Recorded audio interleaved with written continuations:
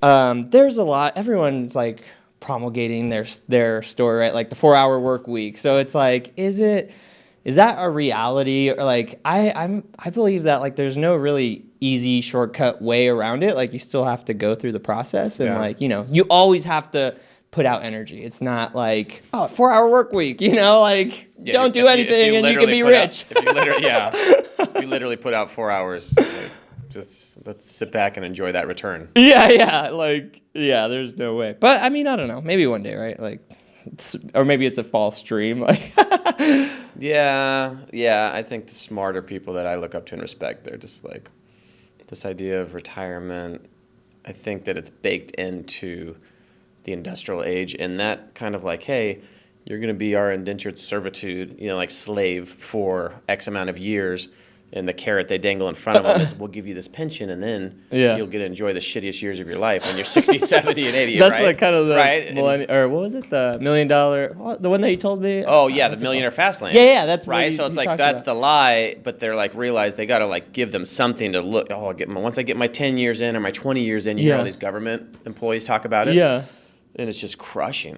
It's for like, most of them. I mean, a couple of them enjoy working for the government with it. Like, for a lot of people I know, they're like, dude, I can't hang on another. But they do. Yeah. Because they feel like they're too far into it. Yeah. Well, in any business, like, you want to kind of have like a progression path that your people could buy into. Hopefully it's not like right anything terrible, but. Dude, so speaking of government stuff, we just started getting into fulfilling like government contracts for video production. And so that's what, like, I mean, it's like, yeah, there's like this secure, maybe, $30,000 deal. But meanwhile, I'm submitting these like 6-figure contracts, and they're kind of like strenuous. Like there's a lot of regulations that we have to adhere to, proper licensing, proper insurance, proper payroll stuff. Like, so, and they want to see it. So I'm, pulling all this stuff together to make sure that these contracts go through, and it's like, am I like, going to pick up pennies while I'm like stepping over dollars? Like, it's kind of like my attitude, but also, is that the wrong attitude? I don't know. That's that war in your brain is what I've been dealing with lately, where it's like, I feel like the more I learn, the more I can like simultaneously like see immediately. Like, I'm quicker to be like, I can see the positive in that. No, but I can see the flip side of that. And then it creates this deadlock where I'm just like, and that's frustrating, because I'm like, do I want to try to create this life where I'm working less and have to do less in the office? But then I can also see the downside of that. Like, no, I need to continue to be productive and build my law firm. Like, it's crazy. It's hard. So like, you just get there no matter what. Like, that's where you're at. The duality. Like you get quicker at like recognizing, if you're living objectively and looking for objective truth. I think it does kind of create this problem, like unintended consequence of just like, you can immediately see the good and the bad, right? Well, then the more you learn and the more you know, the more you understand that you don't know. Right? I know. So it's like, maybe we should just go back to... Oh, that's so funny. All right, well, I'll do a quick intro. Well, real quick, so you really just don't have do you want me to put the light on you? Like, do you look for clips?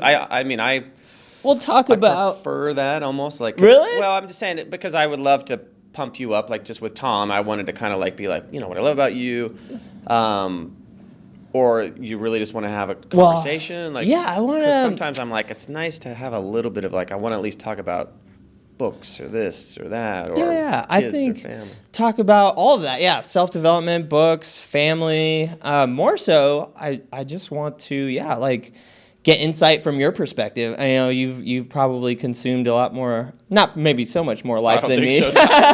not after that whole encounter where I'm like, have you read this? Yeah. Have you read this? Yeah. But I have your book, by the way, in my car. Don't let me forget. Oh, okay, cool. Yeah, I gotta get that back. That was a good book. I really enjoyed that. I read that like 3 times. Well, I showed you. I had a couple highlighted passages, and then my son read it, and he's like, "Yeah, send that to me." And he's doing door-to-door pest control in Wisconsin. The Kabbalion or the Gene Simmons? No, one? The Gene Simmons. Oh, okay. The Kabbalion. It was a little I had to read that slow, and I loved it. But I'm saying, 22-year-old to be what is cryptic. It literally is cryptic, and that's why I think I felt kind of insecure after I recommended it. No. Yeah, you read it right. Like, I appreciate that stuff because I've gone far enough. I love it. Yeah, where it wouldn't make sense to a lot of people. No, my life coach is the ultimate seeker and geeks out on all things kind of, quasi-spiritual, right? So she Esoteric a little didn't know bit. about that. She'd heard of Hermetic teachings, and she loved it. It's super cryptic. I remember when I first read it, I was like, dictionary, right? Like reading dictionary, Yeah, but she's like the only one I could probably recommend it to that could handle it. Yeah. that's probably the most intense, like, cryptic book. A Master Key is kind of along the lines, not as much, but Yeah. kind of like if you I'll could check it consume out. that, it's Yeah. my, like, it's probably that book I've studied more than any other book. I go back to it every year, and it's like I feel like it's a cheat code to life, in the sense of, yeah, it like almost like shows you how to gain spiritual and like physical anything you want out of life, basically. So Yeah. like I don't know, it's I'll check it out. it's really good. I don't know. Do you meditate? I've tried. I've done all the. I've read all the books. I've tried all the different ones, and then I love what Naval Ravikant says about meditation. He's just like nobody really does it. Like let's be honest. So Try to. for him, I kind of gravitated to what he ultimately narrowed it down to, which is just like try to find time each day to sit in silence, right? And if you ultimately come to find out that breathing a certain way or a certain type of meditation works better for you, great. For me, I did it long enough to realize that like the anchor for me that worked was the one where I would just try to listen really intently and hear the cars on the freeway, a couple miles away, or the light recharging on the X. Like, so mine was an auditory thing that kind of centered me. And so I have the Calm app, and on the way to the gym, I'll usually put in Jay Shetty's, like, just his little daily, whatever, the Daily J, or Jeff Warren. So they have these little daily ones. So it's 8 minutes, but it kind of just primes me and sets me for the day, where then when I go into the gym, I'm a little bit nicer. I might smile at somebody where I might otherwise be on my phone, right? Yeah. Kind of brings me out of myself. So yeah, I do little bits and pieces, but to say I wish that I could be like, yes, every morning. Yeah, I think everybody wake up struggles and with that.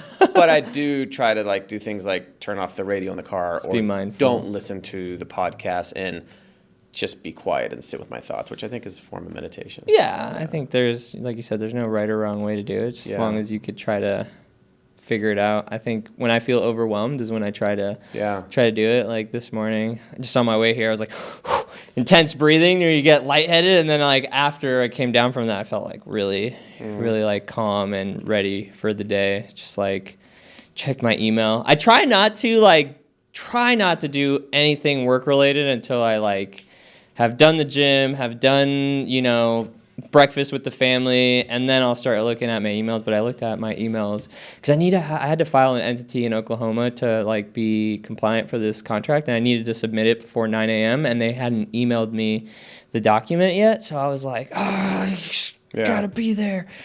And so then that like spiraled, right? You see everything else, and then you're like, now you're turned on, yeah. Yeah, and then my wife and family, and then my daughter, she's 3. She's like, Dad, can I come to work with you today? Come on, please. Broader, how much do you have? The one kid? Yeah, just one. Yeah, she would not have had fun today. I have a really like stacked day, so she wouldn't have had fun. Just had to sit and be quiet. She's like wants to be a part of the conversation. She would stop us like, okay, it's my turn. She's like, time out. Okay, we've freestyled for quite a bit, so let's I'll do an intro and then kind of just get like a brief like introduction to who you are for the audience, and then we'll talk like books. Yeah, I'll ask you what your first books are and self-development, and then we'll just go from there. Okay. Cool. Cool. All right. So I mean, I'm sure there's tons of useful content in this too. Okay. What's up, everybody? Welcome. Today we're here with Joe Worth, personal injury attorney, but all-around stud, self-development, and so much more. I'm excited to get into it. Joe, welcome, bro. Thank you, man. I watched you on a podcast yesterday. Did a little homework, and I'm gonna try to be more animated, right? Not come off so flat. No, do you? I think you're entertaining in how it is. But I'm a little intimidated. I'm up against the pro here. No way, dude. No way. You're super solid. You know your stuff. So, and I feel like I like the dynamics, very flowy. I don't feel like it's too stiff. So let's talk self-development. So I know I heard your story briefly on Tom's podcast. So you were in school, then your father-in-law kind of was like, why don't you, why not you? Got you going in the direction of law, yeah? And then were you like always into self-development? Were you reading like for fun at that point in time? Or how'd you get into kind of like consuming books for your own self-development? Good question. No, I wouldn't say, I didn't even understand that. I didn't know what the term self-development was or know that was a category, right? But as you're asking me that question, I'm thinking back to like early childhood. I grew up in San Diego, Pacific Beach, and I can remember just like anyone trying to make sense of the world and find my place in the world. And like a lot of people I've come to look up to and respect, found my way to libraries, right? Or to books, kind of just going through those awkward years, but just really looking for answers, which I guess is self-development, right? Yeah, early stages. But it's funny how now that I've got 47 years to look back on, I do remember picking up certain books, and it didn't have to be necessarily self-development, but what do books do, right? They stimulate your mind, they open up your mind to other worlds and other possibilities, and I just showed my 17-year-old yesterday. We were out for a run. We're training for a marathon in October. We're having this beautiful run as the sun's going down, and there was this Robert Greene clip that I liked so much on a YouTube short that I had to pull it out of my spandex leggings and show him and have him watch it, because Robert Greene's just talking about how people are so boring, and he's got a great. Was that the video you sent me? Yeah, that's Robert Greene. Right, that's right. Yeah, Oh, so that's no way, I didn't 48 know Laws that. of Power, Robert Greene. So I mean, did you watch? Yeah, I watched it. Yeah. Right. So he's talking about we have our thoughts and they loop, and they're we sit and obsess about problems and It's like ruminate. the same thoughts over and over again. Same boring stuff, and he's like, then he goes in to explain the cure for that is to read, right? You can drop into, Marcus Aurelius's life and see what he was dealing with, and so, and that resonated with my 17-year-old. Like it should resonate with anyone, but for me, self-development. The thing that I come back to if I kind of had like a catchphrase or like a catch-all in terms of like, hey, what would your billboard be to people? It would be read more books. Yeah. And literally, people know that, right? But you and the select few individuals, like some of my friends, they don't really read. Like we all like the concept of it, but just like meditation, we were talking before this, right? We all understand and appreciate that meditation is great, but very few people practice it. Yeah. So just trying to encourage the younger generation or even peers sometimes, it's like, get into the habit of actually having a physical book. Yeah. Yeah. I love that. Yeah, because Robert Greene talks about like what's happening is because Instagram and all the social media, it's so fast and readily available. Yeah. That it's removing what's great about learning, right? Yeah. Which is just like taking the time to like study and digest it and learn concepts as opposed to just like Skittles and Starbursts and little bits of like immediate hits. Yeah. Right? And I get sucked into it. It's really hard. Yeah. And I mean, I feel like I love reading physical books because it's almost like a focus of attention. It like shows you how to pay attention. You have to like really focus and absorb the information and take it away. I mean, at least that's how I try to read, is like make sure that I understand it before I move on. And it's funny because I love reading. It's like we don't watch TV. Really? Yeah, we don't have a TV in our house. Well, we do, but it's like buried back. We use it, like we moved the couch in front of it so she could have more like playroom, So You realize what a minority that makes you, right? I mean, it's insane. There's so much content that it's just, I feel FOMO because all my friends will get together, we'll go golfing, we'll hang out, and they're like, you're not watching this show, or you don't know about this show? Yeah. And I'm on the 18 different platforms, Paramount, there's so many, and I'm just like, it's not like I don't watch shows on TV, but in my mind, I'm like, it's a war for our minds out there and our attention. 100%. And I think the general population is losing that, right? Where Dude. if you're sitting in a book, like now it's personal and you're, you're wiring. Well, and just like fitness, like I preach this to like our little team. It's what you put into your mind. It's your intake. What you can control is your intake. What you eat, what you consume with your mind, with your eyes, with your ears. Like, you know, so if you could control your intake, when I like go through these like little short sprints of like dialed focus where I like try to just be perfect at everything, I'm like, dude, I'll be like, don't show me. I'm not looking at it. Like, I'm just trying to focus everything that I'm consuming. And I'll go through these like short sprints, and ultimately I'll like, you know, have that desire to like eat a cheeseburger and binge watch a show. Naturally. And just cause like, Naturally. you know, you have the contrast. And when I do like, you know, like a weekend, I'll binge watch some stuff or whatever. And then I like know I have to go back to my rituals and my routines. I'm like kind of dreading it, and I'm like, oh man, I gotta, you know, no TV tonight. I gotta read tonight.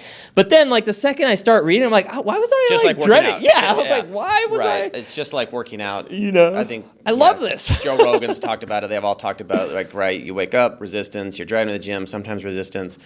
You get through the first couple sets, you start breathing, you start sweating, and then all of a sudden you're like, okay, the endorphins are coming online, everything's coming online, and you feel great, right? Yeah. Same thing, but it's just, accepting the fact that it's always going to be a struggle initially. Yeah. And that we want to default to that homeostatic state of just kind of like binge watching or hanging out, right? And there's nothing wrong with it. Like even Jordan Peterson talks about why it's necessary, like humans need that kind of like unplugging, right? And he watches The Simpsons, right? I'll watch The Family Guy. I like Bob's Burgers. Right, yeah. But it's good just for that garbage kind of stuff to be like, okay, you can't be going all the time, right? Yeah. It's a good reset. Yeah, well, I mean, I'm also mindful of like not my daughter's young, so I don't let her watch like Bob's Burgers or stuff like that, just because, like, you know, it's all the subconscious programming that is in the shows that like they say and they like relate it as truth. Like for example, there's like one episode I can recall, like the kid wanted like a keyboard or something. He's like, oh, I'll never be able to get it. It's $200, and like. In my mind, I'm like, yeah, there's a million billion ways to get it. Like they could tell you like, get a side hustle, do a job, be of service, add value, you know, get some money, get the thing. But like they like tell the narrative of like that poverty is like a given and that's what you're stuck with and you got to deal with it. And subtle, just like, but yeah, you know, and I'm like, that's not the truth. Well, and yeah, I mean, so much of the danger with younger kids and why you've got to protect them is they're so impressionable, right? Yeah. And they haven't developed that part of their brain where they can say, okay, this is just somebody writing this to get a laugh, or to create a story or something like that. So I think you're smart. I mean, I don't let my kids watch Family Guy or anything. I hope they don't. Yeah, I mean, I don't know, and you can never fully. I mean, I've noticed you can't ever fully like control the full environment. You know, like she goes to my mom's house, and my mom's like, you know, lets her watch whatever. And like, you know, so you try your best, and I don't know what I don't know. I'm just trying to do my best as a parent, but I'm a rookie dad, you know, I'm 3 years into it, so just figuring it out. How old are you again? I'm 34. 34, so. Yeah. Well, I mean, do you mind if we talk about kids for a second? 100%. This is just something that's strangely, it's been odd, like this last, I'd say 6 months to a year. Mm-hmm. I found myself in this weird, really strange position of advocating for people to have kids, which, you know, that's not. I never thought I would be a walking billboard for like, hey, kids have some kids. Kids are the best thing, but you've seen the shift, right, culturally, and people just delaying either getting married, starting a family, having a family at all, getting married at all, right? That's been a very apparent cultural shift. And having the advantage of growing up in a religion that encouraged you to get married, start your family, you know, just get after it. Like, don't waste your 20s, right? I never could have appreciated how amazing it would be to be a young father. Like a younger father, right? And to do all of these amazing, not just physical things, but just being able to relate to him. That gap isn't, you know, I'm not the 67-year-old grandpa like cheering for him in the soccer stand or like embarrassed, right? They're my best friends, right? I've got a 22-year-old son. I've got a 20-year-old daughter. She turned 20 yesterday. 17-year-old son and a 12-year-old. And whoa, I thought you only had 2 kids. You have 4? No. Those are rookie numbers. No. Come on, 2. Double that, bro. Double that. But it's fun, right? And that's something I really like. Hands down, I'm more proud of that than anything I've done.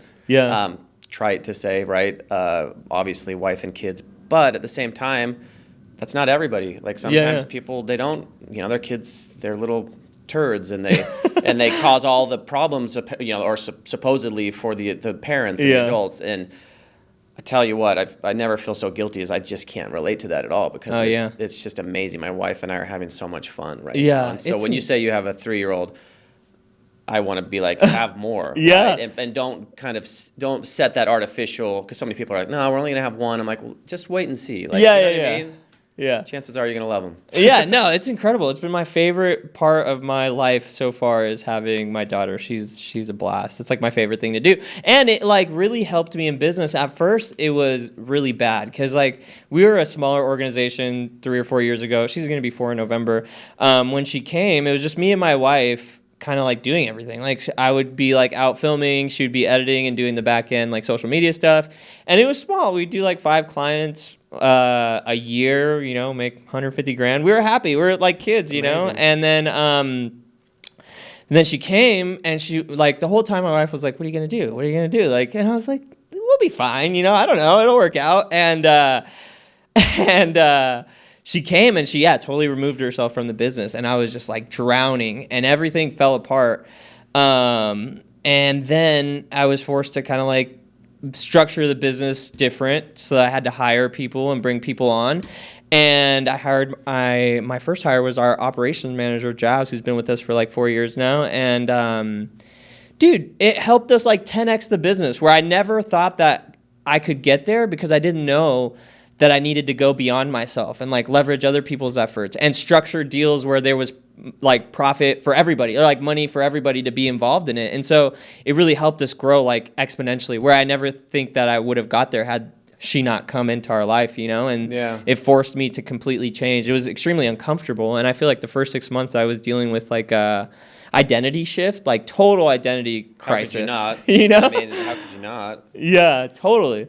I mean, I wanted to ask you what were your fears before you had kids, and then I want to see which one of those, if any, came to fruition, or if it was like, I mean, like obviously you adapted. Right? Yeah, You have to. You're forced to, and so I wanted to ask you though, like, did you have any other fears like that really paralyzed you when you were thinking about having a child or being a dad? I felt really pretty good, like when so my wife really wanted kids, like.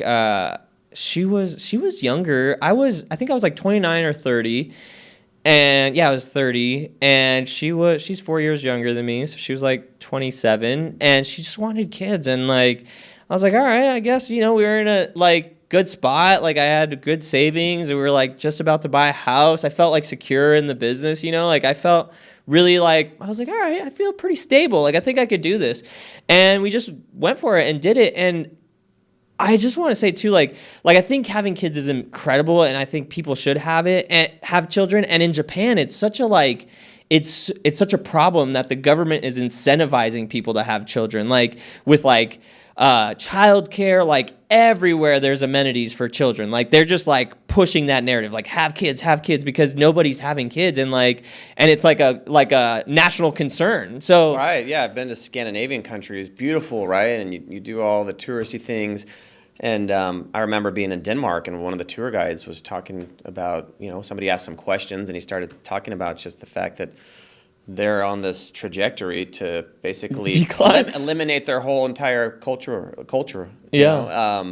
Because they're just not reproducing at a certain rate. So there's just this kind of like, it's weird. It's kind of a strange thought to be like, some of these countries are just going to disappear. Well, hopefully not. But I want to go into that thought. I had something else to say. I don't remember. Oh, but it made me realize like how important it is. Like you're like bringing a soul, a person, a whole, like, it's not just like, I have relatives that have had children willy-nilly with like maybe the wrong person, and like they're obviously I'm not endorsing that. Like, and their existence for the children is like very what's the word? Like there's a lot of adversity that they're going to have to face.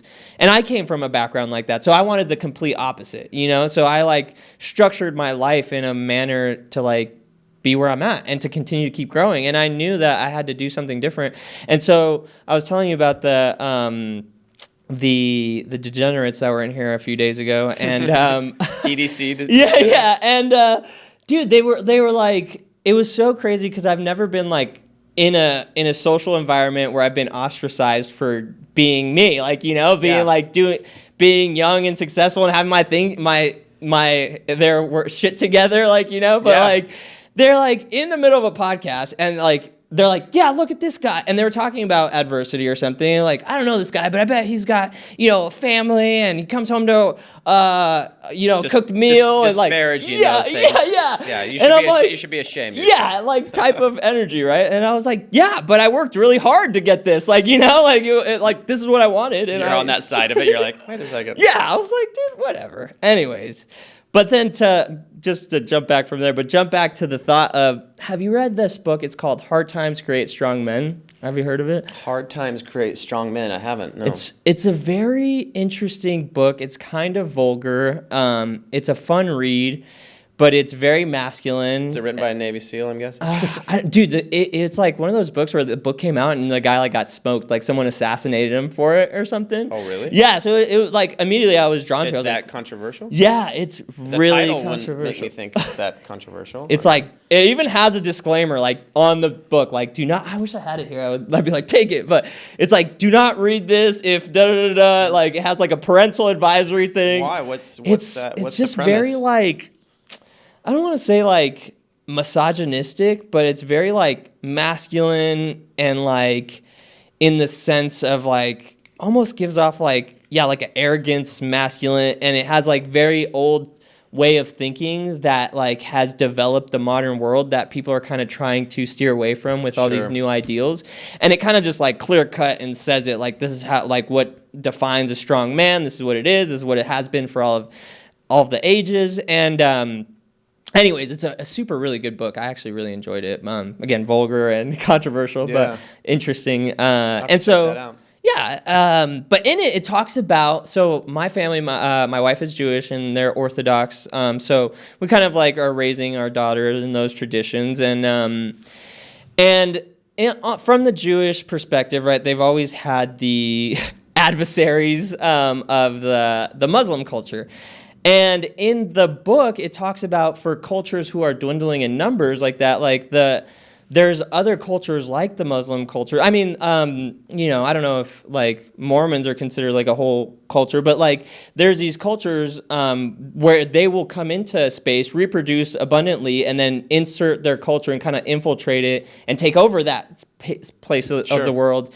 And so in that book, it talks about that particular sect of people are very aggressive and very dominant and very like rooted in like barbaric, almost Viking culture. Yeah, and they're still like promulgating that, and they're still, so they talk about in like places where it is weaker numbers of not populating and sustaining their own culture, that is potential. Not like destruction or conquering, but that's a potential for like cultures to be infiltrated and taken over and built like their sect in a more powerful way. And then again, like it's all, some of it, it's like, I hate to say it because it's so political and like, and it's all ideas, right? Like we get books for our daughter that are like, show like we just got her this book and it's about like a Muslim boy and a Jewish boy who like become friends and they're like loving and they share the culture because it's been that like narrative has been promoted so long and it's passed down generationally. Like we could choose to like stop that, right? Like we're all humans and we all need love. We all need the same basic needs and we shouldn't promote the division and the hatred towards other people. Like it's not right. And my wife is super adamant about like not passing that part of the culture on to her. Sure. And so like, yeah, so I guess what I was saying is like in the book, it refers to that like being a danger to society from that standpoint because like of that barbaric culture. And they're like, so like all the way back to the Bible, right? To the beginning where like the two, I forget the brothers that like separated and that like formed like Jewish culture and Muslim culture. I forget like, I want to say Cain and Abel. Cain, or, like, I was going to say, that was my guess. Yeah, right? And I just started reading the Bible like maybe 6 months ago objectively, like just to see what all the hype was about. Yeah, no, I had to get through that one because I was a Mormon missionary in Ireland. Oh, really? No way. Yeah, 1997 to 99. And, after a couple months where they're like, have you even read the Bible? And I was like, no, have you? And they're like, yeah, 17 times. I'm like, okay, well, I'll add it to the list. I remember like early mornings just reading it. Just getting through it. Good for you. Yeah, I had more energy back then. Trying to like just, what's so funny is like in Jewish culture, it's like the Tanakh, which is the Old Testament in Christian culture. My daughter is so obsessed with it, right? And like there's like Orthodox rules about the Bible in the Jewish culture, like it can't be like X amount of feet from the ground, like it has to be placed on high ground, you have to treat it in a certain manner. And so when I read it, I leave it on my nightstand, but then I like have to go back and put it like on the top shelf of the bookshelf, and my daughter is like obsessed with it. Like yesterday, she was like, she calls it the special book. Can I have the special book? And I'm like, no, you can't have the special book. She's like, can we read the special book? I'm like, no, we can't read the special book. So I just like left her for a second, and I was like, had to check some emails, and I like go to the loft or whatever, and we have the extra room.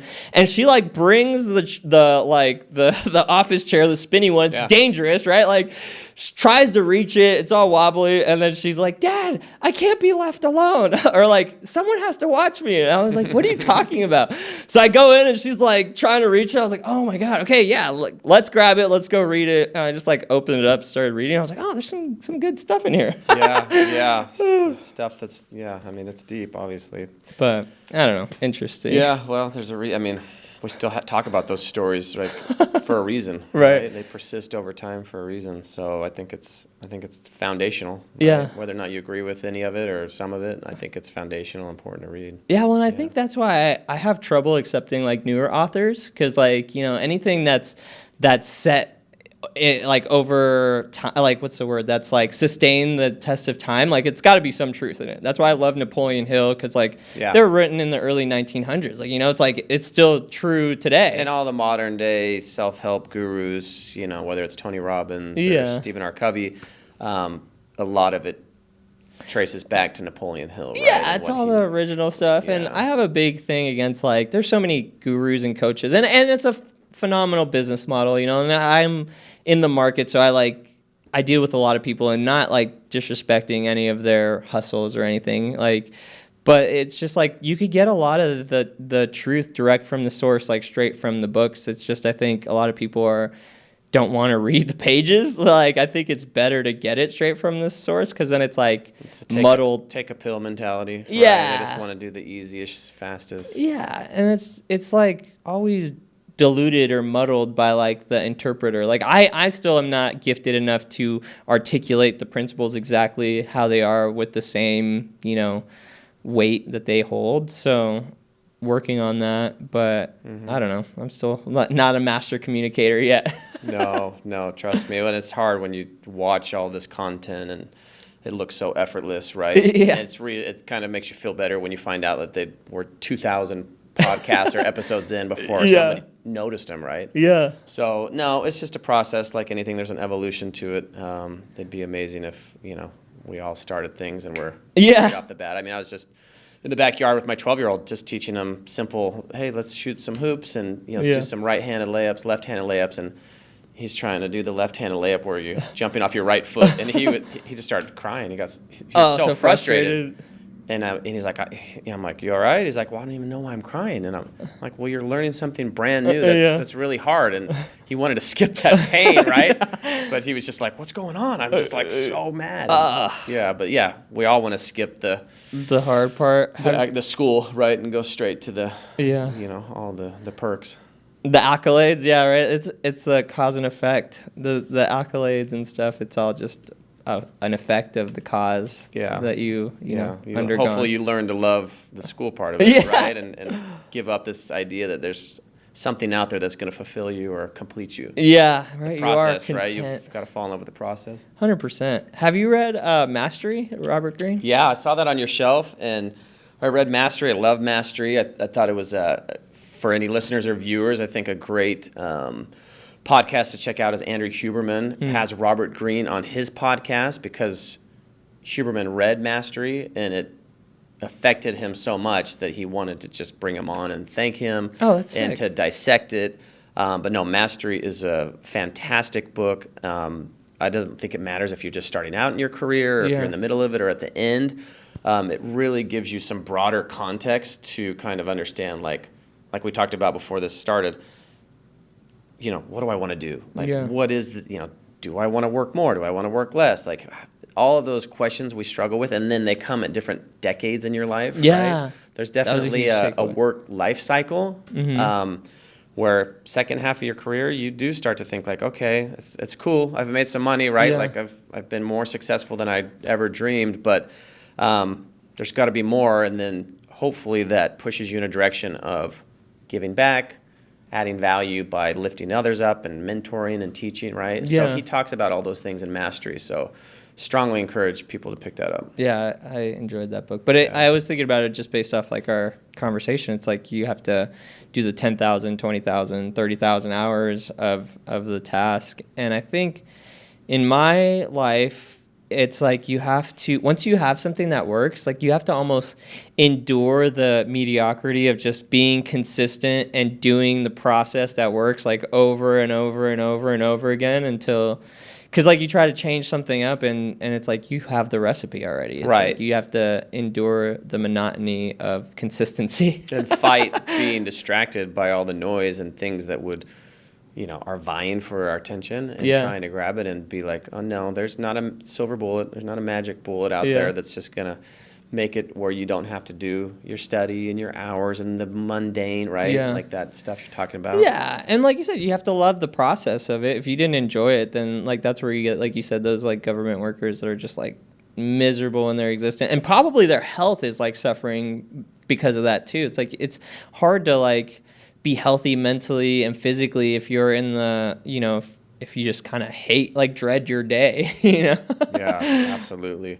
I want to ask you a question. What would you say to anyone, since you're 26? I'm 34. Oh, but I wish I was 26. You look 26. Sorry. Yeah, I get that a lot. You're 34, but you've got a 3-year-old. How long you been married?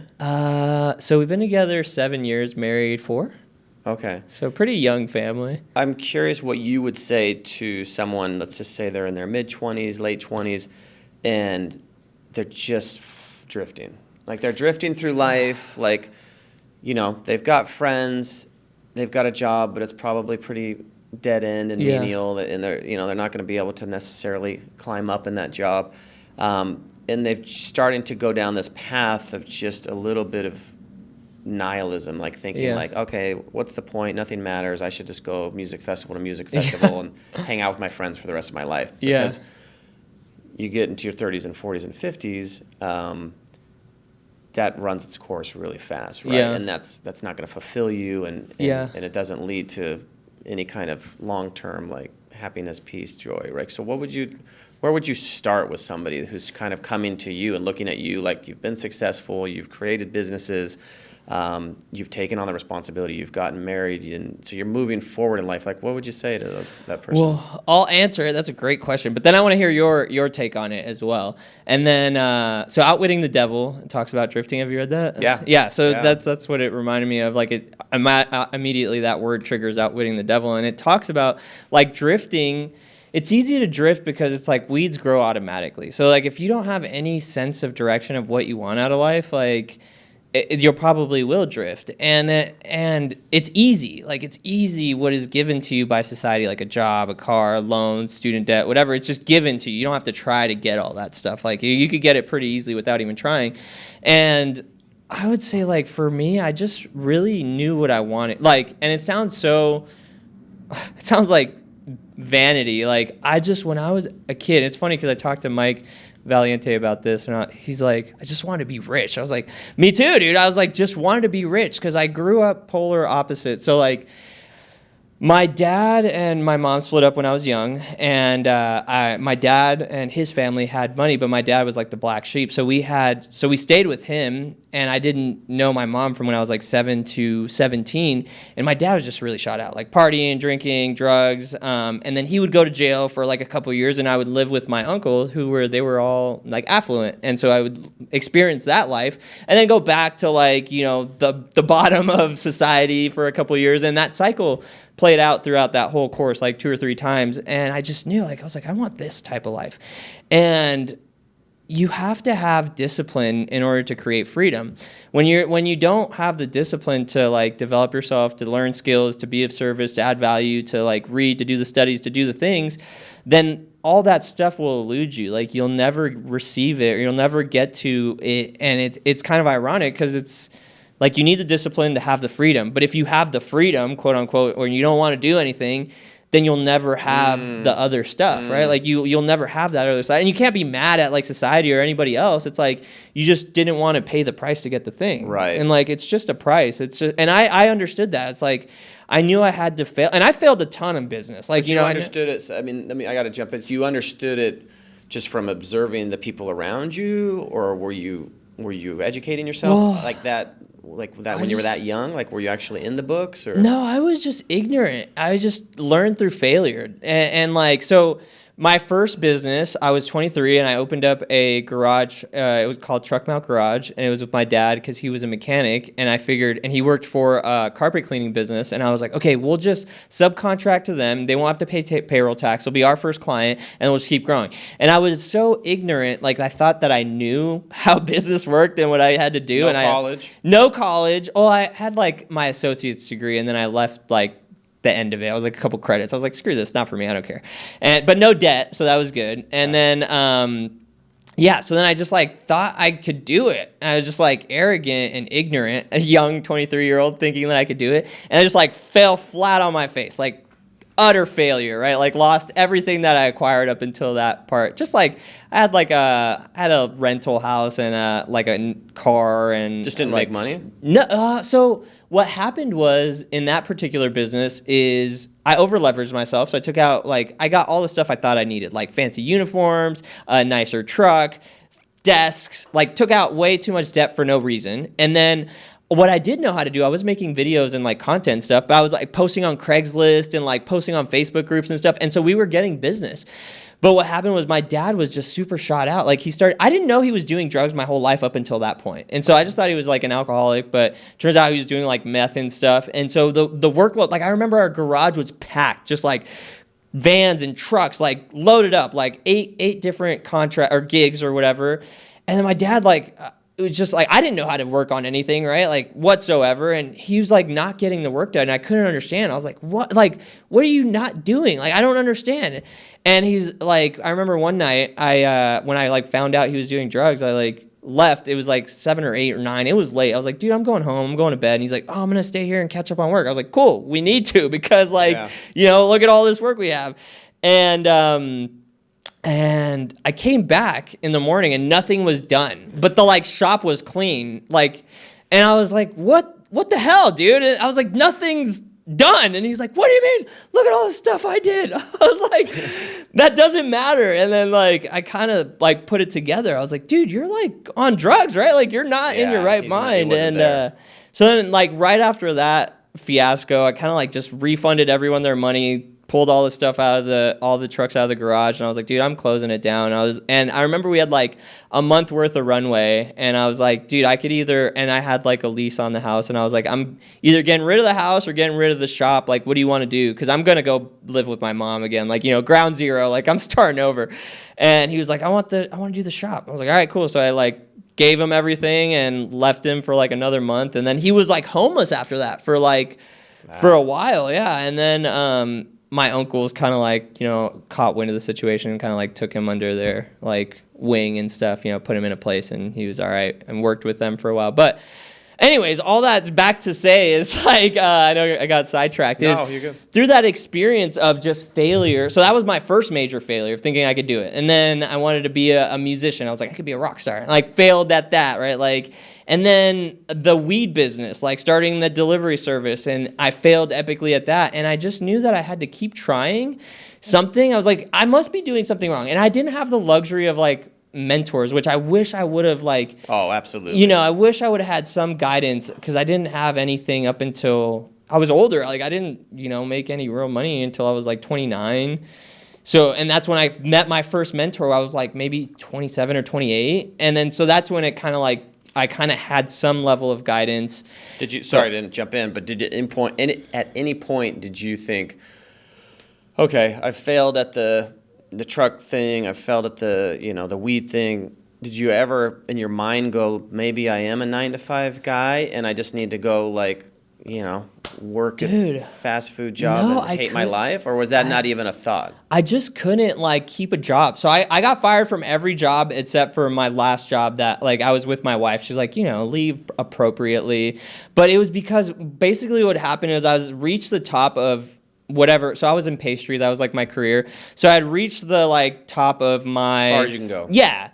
And then like the people above me, I like didn't respect. They were like out of shape. They weren't like as disciplined. They were like... Can I jump in on this? No, you actually are saying something that I just came across, this nugget of wisdom where, and this is a hard truth. Like as a law firm owner, as a partner in a firm, it took me years to get there and appreciate this. But I read something where it said, you shouldn't work for anyone that you don't respect and admire and ultimately want to, emulate. Yeah. Not all of it, but like for the most part, right? 100%. And so you're saying that, like, you're looking around, you're like, these guys are out of shape. They act and talk in a way where like, I don't want to. Yeah. But that was wisdom speaking to you at that younger age, which, I don't think a lot of people realize that. Like, I know people that work for just the worst and most narcissistic attorneys in town.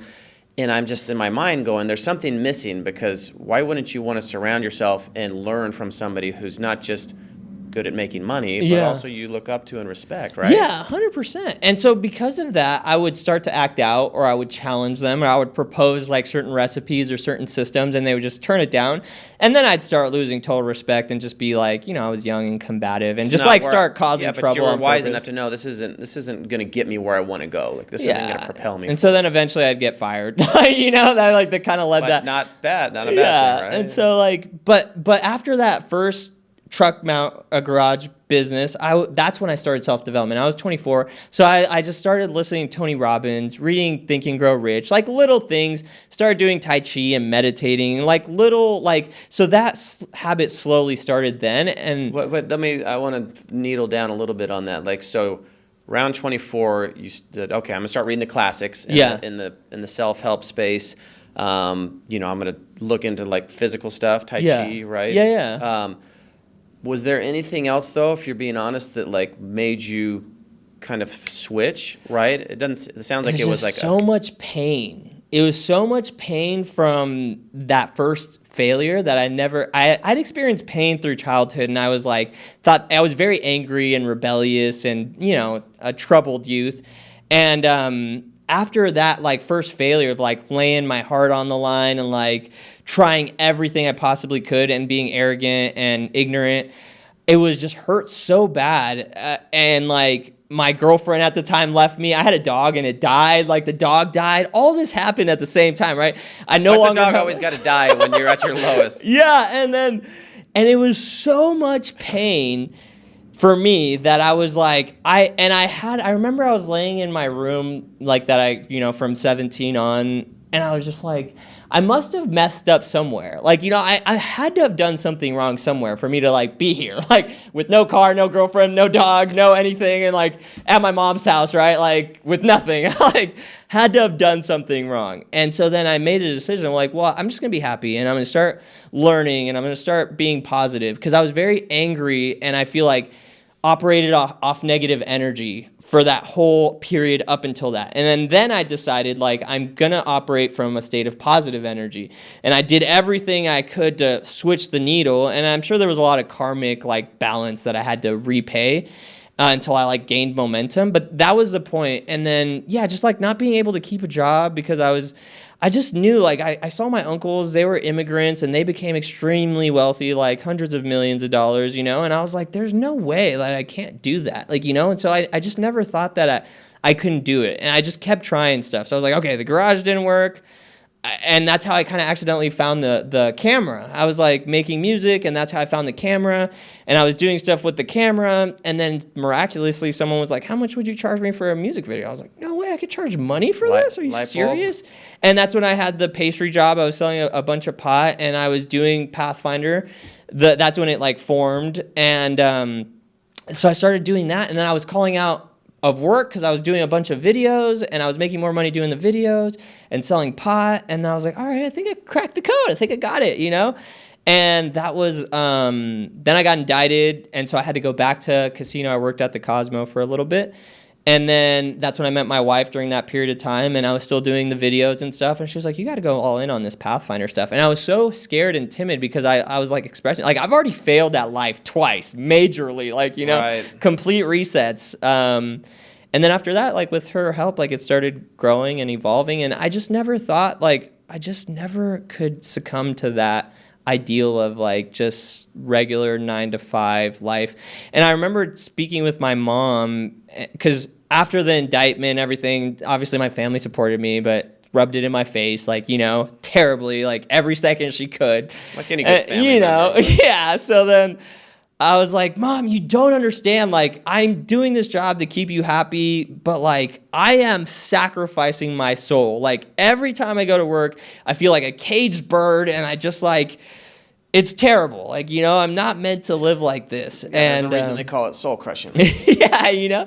And so for anyone, I would say that is like in their early 20s drifting. I drifted for a long time in my early 20s in between trying stuff. The drifting It's years, just- right? I mean, yeah, that's it's like kinda- you just got to get clear on what you desire out of the world. Like, be super, like, and it's fine to waste your 20s just understanding what you want. Like, you know, figure out what you want. And then once you do, just commit to it at all costs. Like, even if the world's going to fall down. Like, you know, like passing the bar and like going through school, you had to commit to all of that to get to that. Like, you know? Yeah, and you know, so the book that you recommended that I saw the title. I saw it was Gene Simmons, right? You know, Yeah. lead singer of Kiss, and not somebody I've seen little interviews, clips here and there, and he comes off as very misogynistic. Yeah. And just conceited, you know, to every degree. But you recommend that book, and because I pride myself on being open, I'm glad I didn't get stuck at the title of it. What's it called? Like Gene Simmons on Power. Yeah, my journey through the corridors of power or Yeah. something. And then on the back it says something like,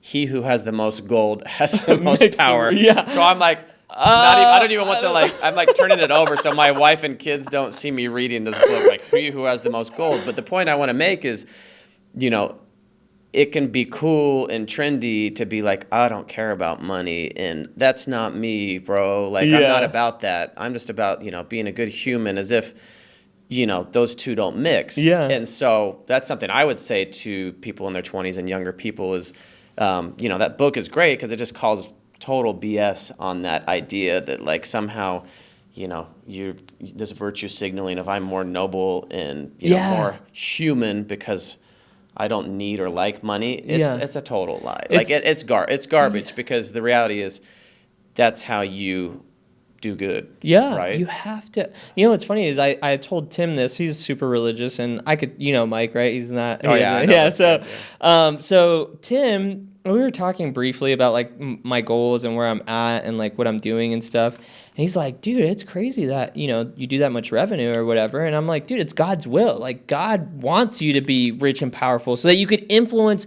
positivity. You can't, like, it doesn't matter. And in that, what's that book? I don't know if it was Gene Simmons on Power or the Strong Men whatever book. It talks about, it's like, it doesn't matter how noble somebody thinks they are. That is poor. Right? Like, if they're poor, they have a very small influence of good they could do. Maybe they could help their mom, their sister, Sure. their relatives. Maybe they could help, right? It does, and a rich, wealthy banker, right, that like is in the billions, maybe they're not a great person, or maybe they've had to do some things to create the power and wealth that they've had. But when they donate $500 million to a cause, they do infinitely more good to society than the noble person that's stuck in. They think it's in their virtue or whatever, the word virtuistic, I don't know, whatever the word is.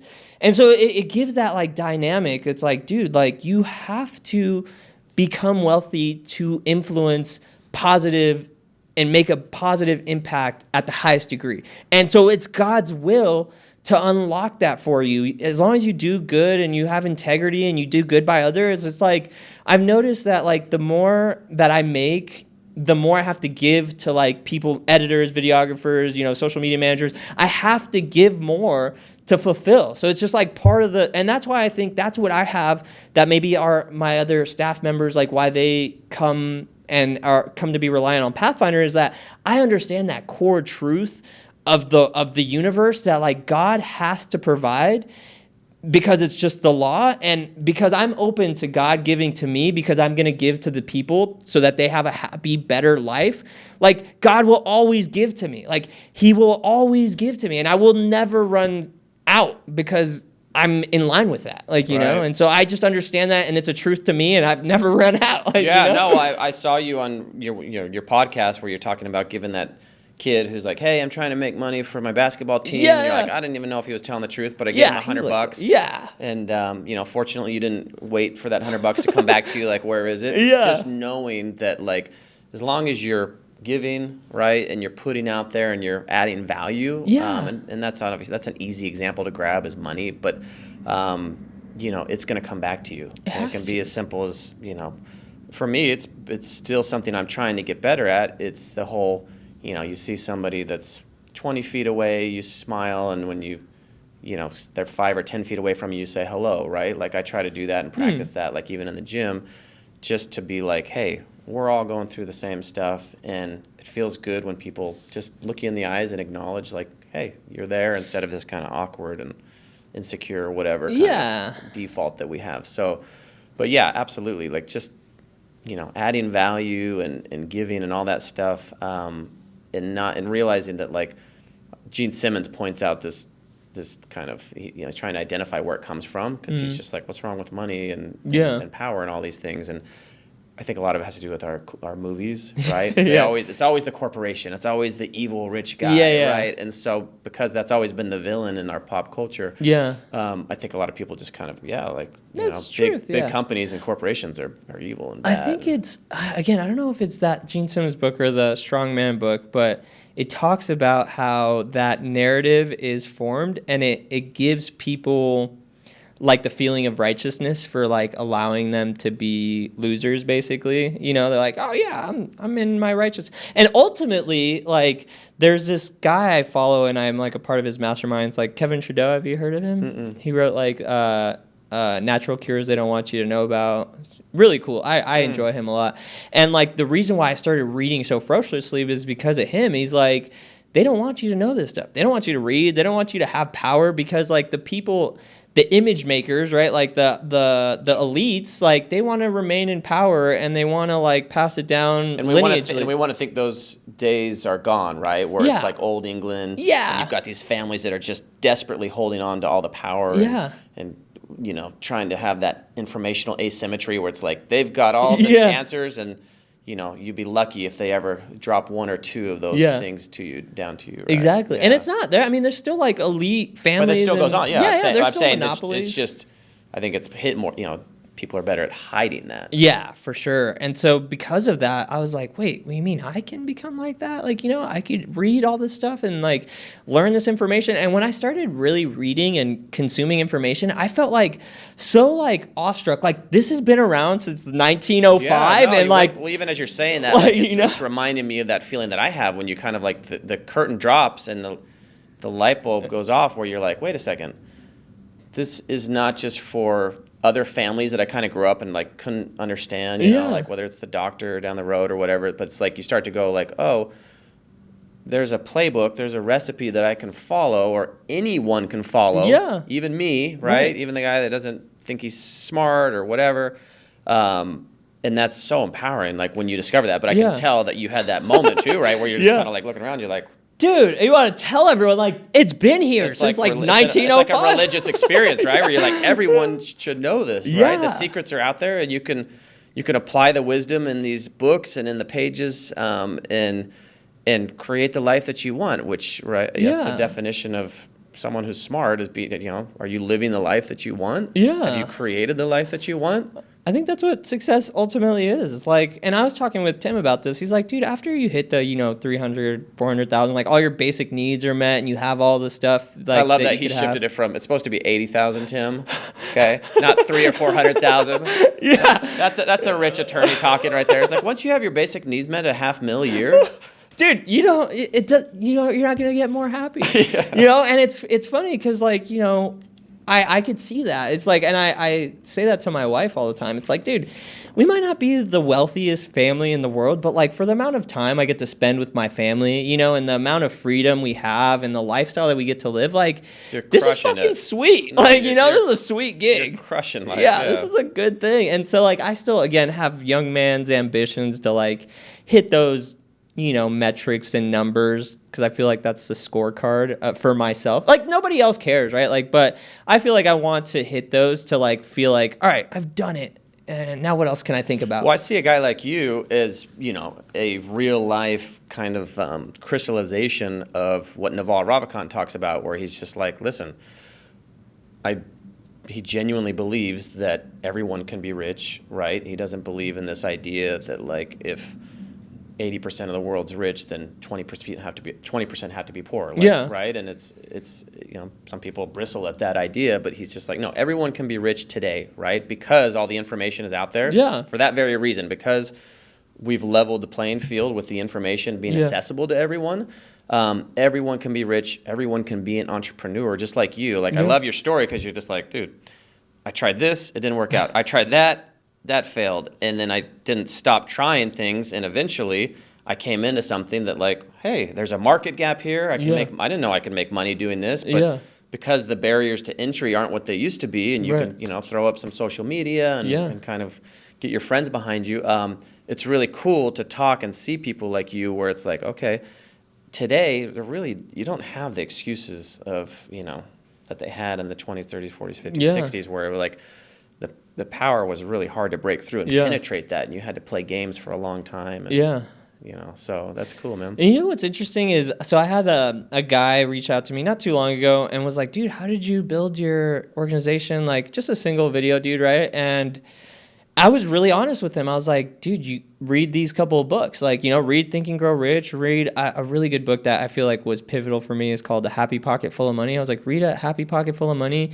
And then, like, come talk to me after that. And he's like, no, yeah, I know, I read books and stuff, but like, how did you do it? And I'm like, I'm trying to tell you, like, exactly how I did it. Like, well, what he's asking is, you know, what my life coach talks about. It's just like, you know, not everybody can read a book and apply it, right? Yeah. So there's something that you don't even appreciate, and I didn't until my life coach is like, no, Joe, you actually will read a book, distill it, and then go out and be like, practically, how can I now use this, right? Like, I was always looking to leverage books, right? Yeah. Like, sure, I'll read some for entertainment, but I definitely was like a nonfiction guy. Yeah, I don't read fiction. So, but anyways, so there's something about you where you're like, no, then you apply it, right? So what do you do? Like, what do you think your process is for applying the wisdom that you read? I think it, like what you said, it stimulates a thought, and then it makes, for me, it like makes me believe that what's possible. Like, you know, it's like, it just stimulates the idea of possibility, which then roots hope. And then with hope, you could be brave enough to attempt.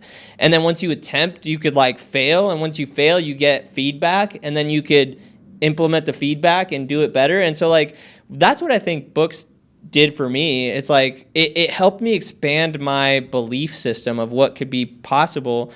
And that's how I naturally apply it. But I forget what book it was I read, and it was talking about how like you determine success. It's like how quickly you could take an idea from your mind to creation.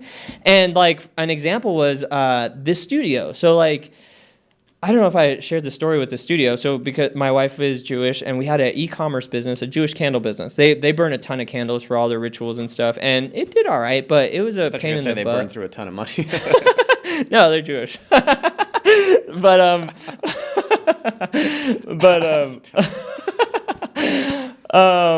anyway, so yeah, the business was good, but it was a pain in the butt. My wife, we had a candle making facility. It was on like Saharan, Maryland, terrible part of town.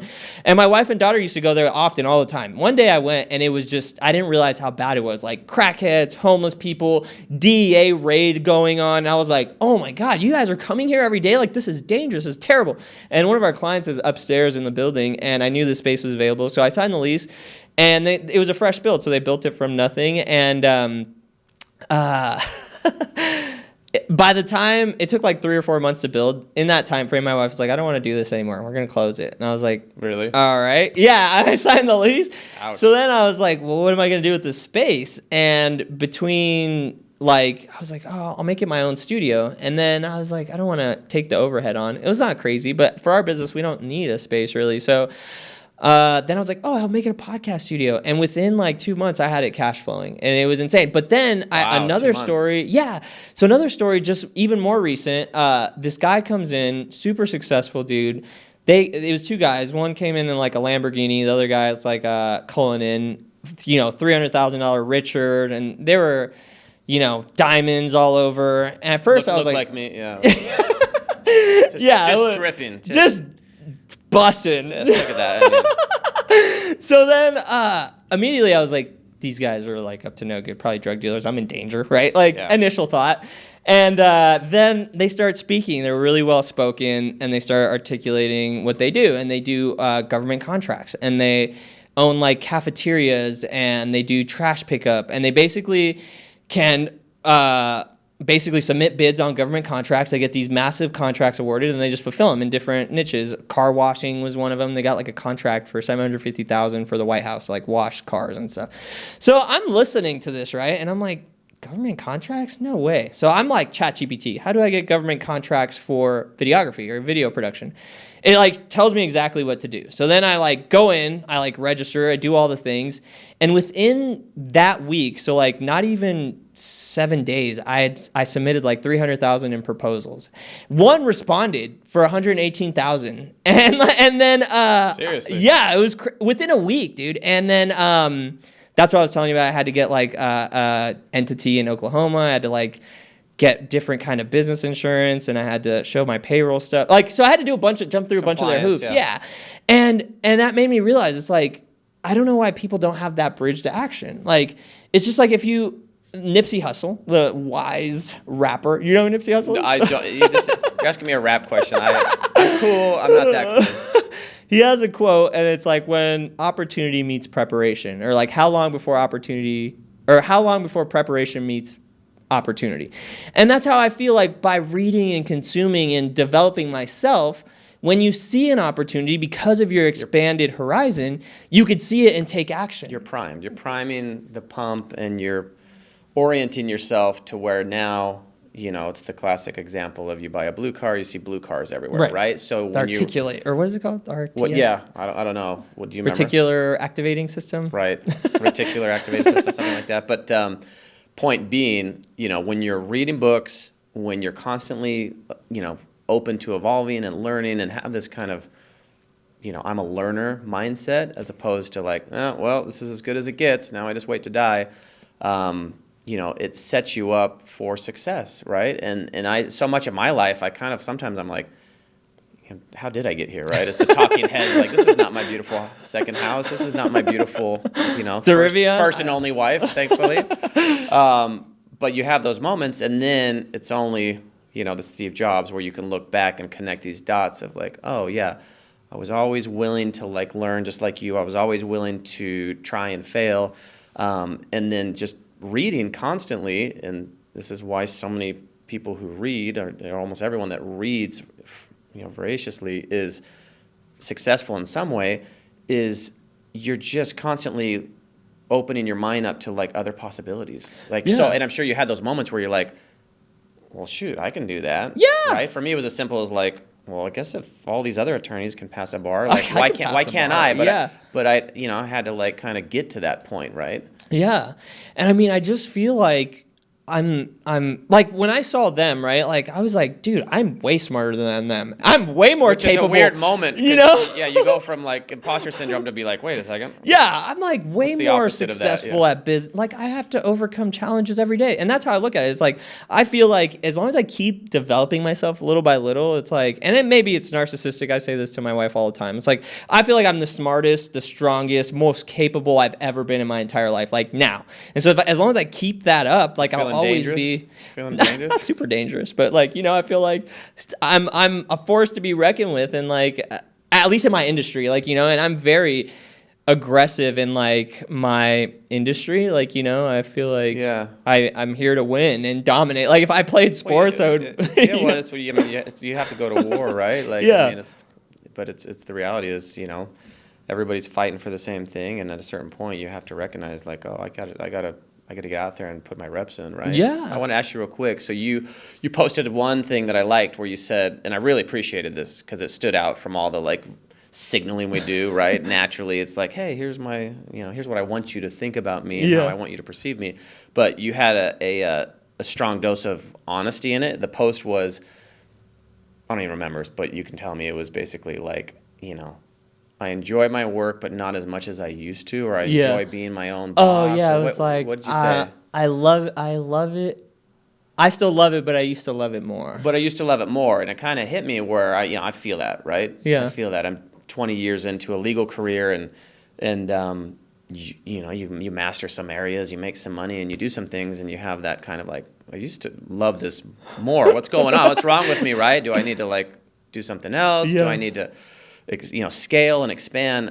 But I want to know like what would you tell people who are listening or watching as far as like, I think there's a lie out there and it's pervasive that like, oh, if you're an entrepreneur and you're doing your own thing, it's all roses and you're just swimming in money and it's amazing. Like, because they're always seeing like you after you've the effect. They're always seeing the end result. Like, what would you tell those people to not get discouraged, but to like wake up each day and fight through that resistance? Yeah, it's just like one of the master key system, the biggest takeaway is everything is just cause and effect.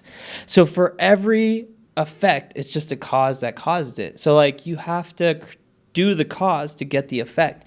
And so like it is a challenge to go out every single day and like get your teeth kicked in. And I actually love that your son is doing door-to-door sales. That's actually I just thought of that, like right as you're saying.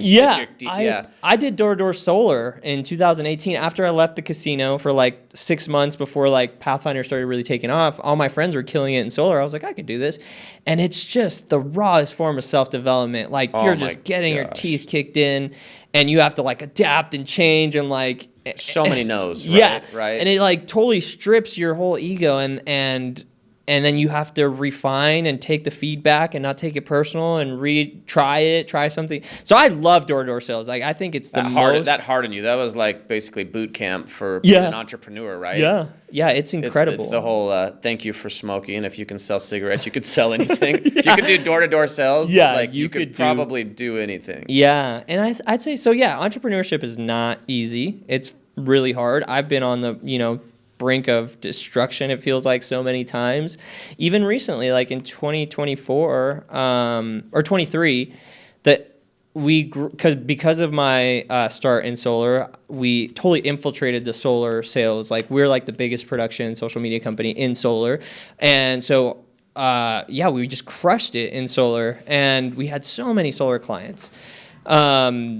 And then all of a sudden, there's like a bunch of regulations and stuff changed, and this like companies start falling down, like just tough left and right. And it's still being consolidated. And so we went from like, dude, we lost like 70% of our revenue in like 6 months. Like it was catastrophic at that time, and like thankfully the way I structured my life, like my family was safe and everything was the same. But like in business, I had to do layoffs and I had to pivot and I had to change a bunch of things, and like that's when I had to adapt to the market. And so you're gonna face that in business. Like if you want to do business, like you have to face uncertainty, and it's gonna not go your way, and you just have to keep trying. Like, and I look at it too. I have such a security in myself as long as I put out effort, like as long as I try my hardest every single day to drum up new business, to generate, to just do anything, I know it'll work out. And I only developed that belief from, since 2013 was the truck mount garage business. So like that many failures. But that belief, I just want to jump in here, because that belief that if I keep doing this, right, if I trust the process, like it will work out, that's something that keeps people stuck. If they don't genuinely believe that the future can be brighter and can be better, well, then they stay exactly where they are, because they go, well, what's the point? Yeah. And I can't ever. There's no upward mobility for me. Yeah. Socially, financially, anything. So, it's worth kind of shining a light on just the fact that you're like, no, I know that if I do the process and I show up each day, like, it's going to work out. Just try your hardest. Which is faith, right? Yeah, you have 100%. faith in something you can't see. Just like if I keep going to the gym, I believe that I'll feel better and I'll look better. But like you mentioned on one of your podcasts, like it sucks because you don't see it immediately. Yeah, right? it's like faith and fear. I think you saw me talk about that with Tom. It's that's exactly what it is. But like now, so you have to endure that. If you're going to be an entrepreneur, just know you're going to face uncertainty. It's going to look like it's not going to work out, but you have to just literally delusionally believe that it's all going to work out. And I always say that. It's like everything's going to work out for my best interest. It's like core belief affirmation. Like everything's always going to work out for my best interest. Even if it looks like it's not, like something catastrophic happened. For example, like the catastrophic situation in 2023. Because of that, I had in-town editors, and I paid them each like $40,000 a year, and I had to let them go. And then I switched all our editing efforts to overseas, like in the Philippines. And because of that, I was able to get 10 times the output for a fraction of the price, and it's a better quality product. So everything is always working out for you. Like every adversity has a seed of equal or greater opportunity. Like everything, and I just like know that from failing and trying and failing and trying and failing and like still always being okay. So it's just like my core truth. So now I'm not afraid to like deep dive off the deep end, like, or try something I might fail at, like the government contracts. Like it might have seemed intimidating to some people. To me, I was like, what's the worst that could happen? Like, why not try it? Like, so I would say just try, and eventually with enough failures and feedback, like you'll get there. Yeah. What about you? Well, no, just on the try point you're making, just saw something where it's just like they always have these scary statistics that keep a lot of people from going in maybe to the restaurant and the food industry, right? 95% of all restaurants, they fail. Yeah. And it was a great kind of like, hold on, let's look at this statistic maybe a little bit more intelligently, and how many of those people fail just because they quit too soon, right? Or the first obstacle, right? You mentioned some of these obstacles that you ran into. I've got to get this contract.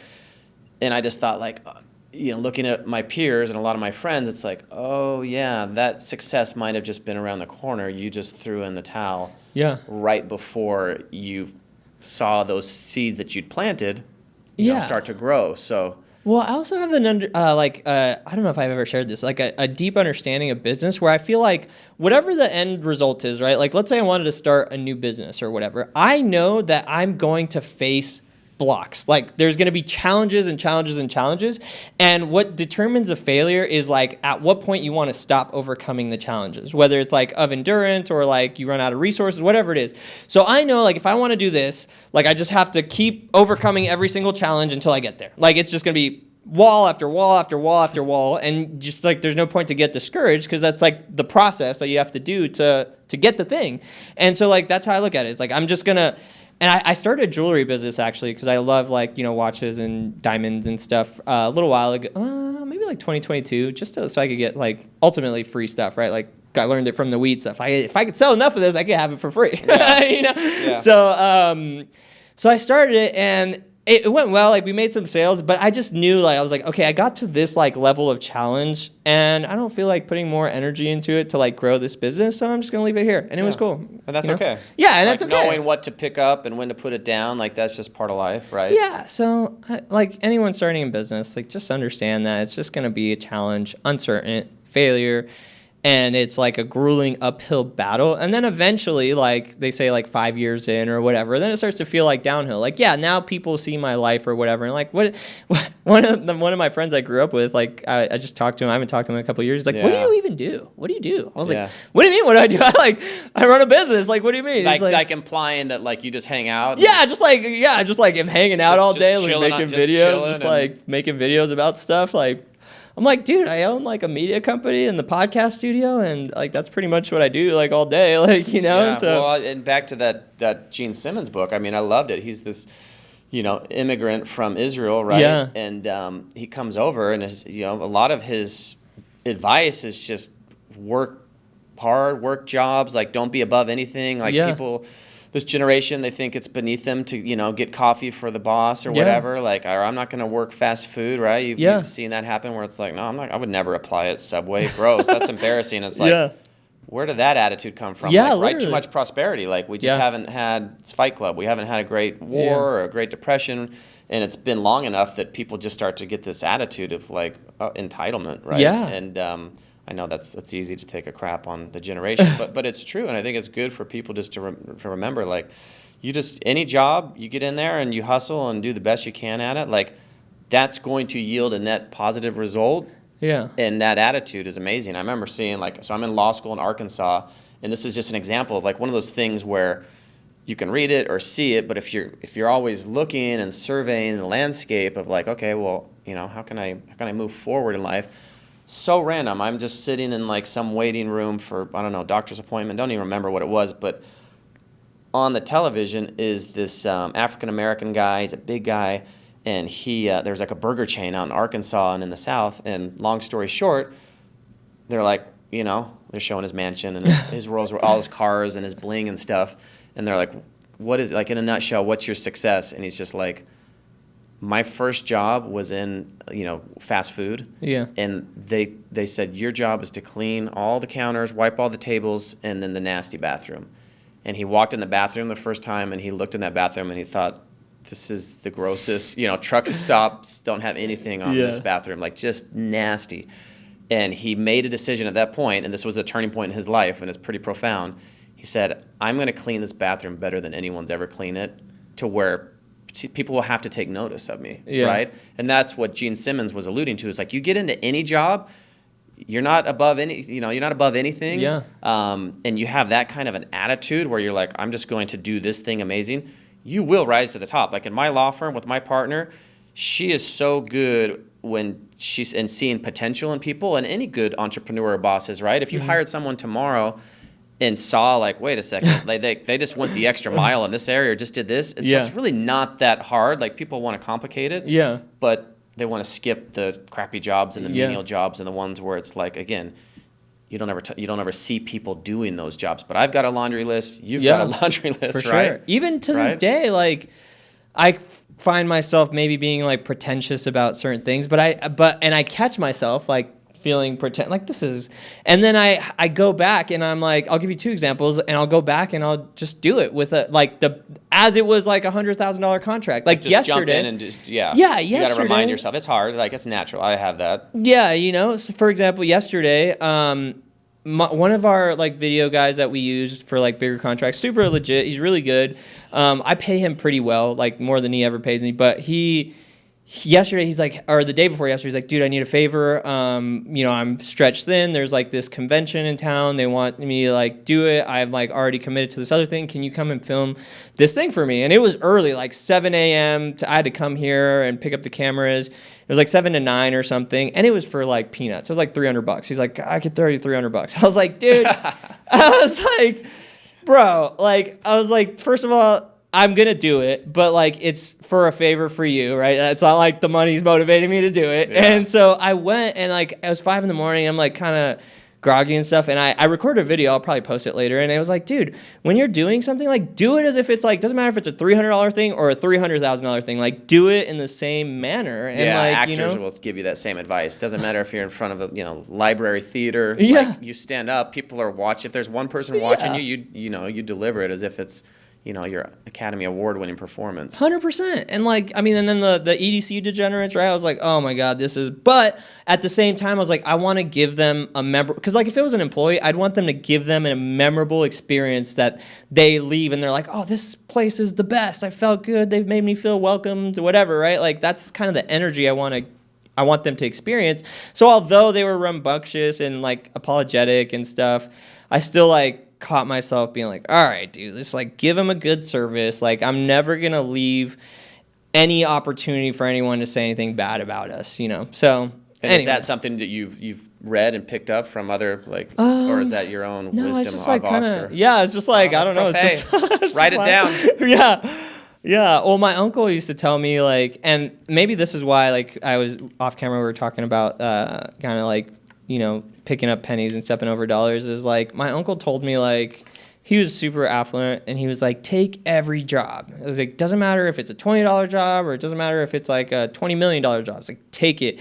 Build your organization to be able to take it because somebody else is going to do it. And I like, maybe that rings some truth, but also at the same time, it's like you're saying, like, you don't want to take these like terrible cases and stuff. Like, at a certain point, you graduate. I think that, I mean, you earn the right, though. Yeah. Right? I mean, I don't think that, right. You don't. I think people's fear is maybe that they take that job and then they stay there forever. And it's like, well, you will and you might if you go into it with the wrong attitude, right? But if you go into it like the guy that started that massive burger chain, where it's like, I'm going to make this bathroom shine and be cleaner than any bathroom in the world, right? Yeah. Well, then naturally you're not going to stay at that job. Like, you're going to become too good for that job, and someone's going to notice and see what you're putting out there, and they're going to want to grab and steal you or promote you. Well, and another thing, going back to books, is why I think reading is so like fundamental. Is in my industry, like I could get paid.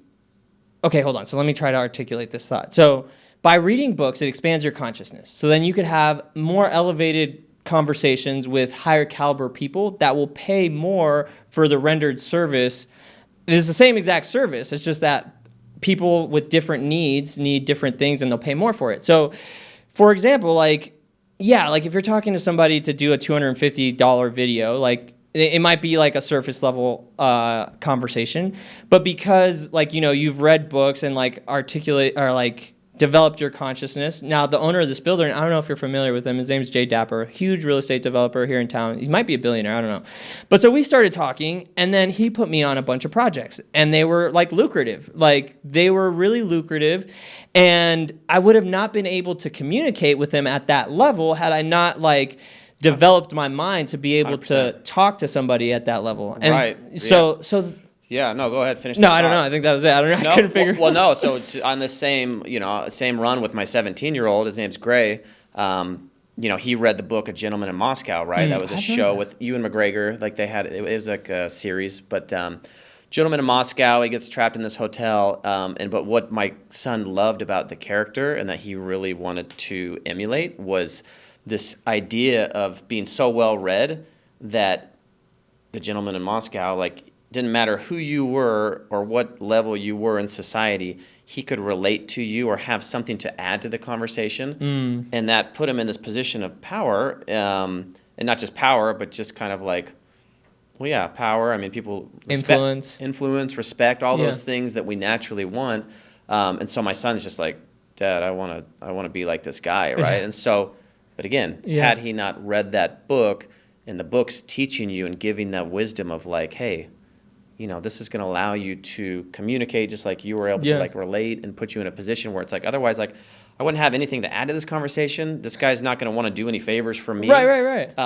And that's just, those are the rules. Like, you climb that ladder rung by rung by, educating yourself. And books are, they're there for you. Literally. But why do you think more people don't, it's just why do you think people lay them to rest and know it's a good idea and think, I mean, is it just the same as exercise? A little it's like, effort, is it just the same as anything that's good for you? It's like, just takes that little bit of discipline. So I think it's effort. And then to talk about this guy, Jay, is like, I did a ton of work for him for free, just because I saw the value in him. So I ran like a whole marketing campaign for him for 90 days, got him a deal. He made like $43,000 off of it. Zero. I didn't ask for anything. I was just like, I need to provide value to this guy because I know he's super well connected, and you're smart enough to see that. Yeah, and then like I want to just be on his hip and see what I could do for him, and then he put me on this thing that like to market a restaurant, and like the commission on it's like $76,000, right? Like, I would have never got that opportunity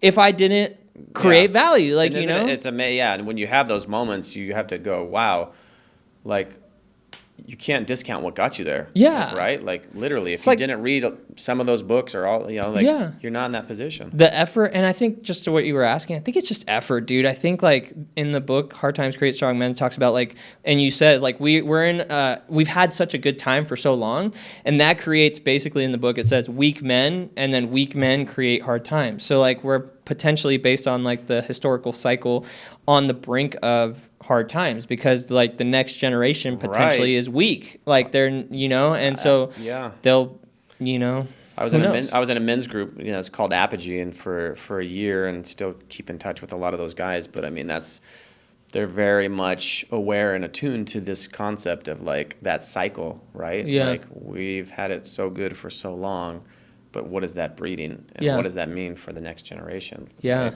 So.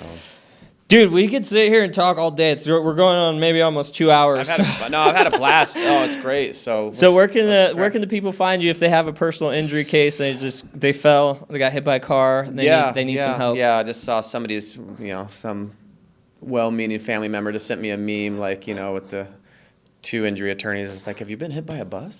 It's like, would you like to be? So now that's become like the joke. Would you like to be hit by a bus or a car? No, you can find us at blackburnworth.com.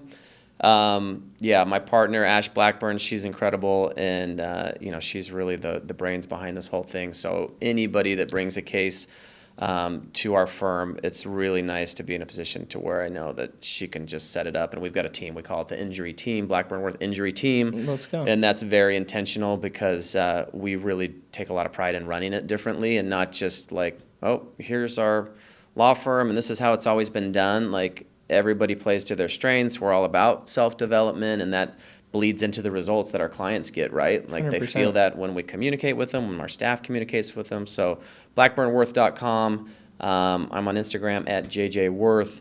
And But it's WIRTH. WIRTH, yeah. Because, you say it Worth, but it's like WI. Yeah, so I was like, my whole life has been saying my name and then Worth with an I, right? Everyone's got some of those names. You got to always add the... Yeah. It was funny because when I first met you, I was like, went to like the next day or something, I was at Tim and Mike's office, and I was talking to Mike, and I was like, do you know Joe Rith? And he's like, Rith? No, I don't. Worth! Oh, yeah. Yeah, I got a text saying, don't steal my media guy. And then I responded, don't tell me what to do. They're very adamant about that every time. Hey, that's good. That says something about you if they're trying to protect. So, no, thank you for having me on. It's been a real pleasure. Thanks for coming by, Joe. Yeah, it was fun. Let's go.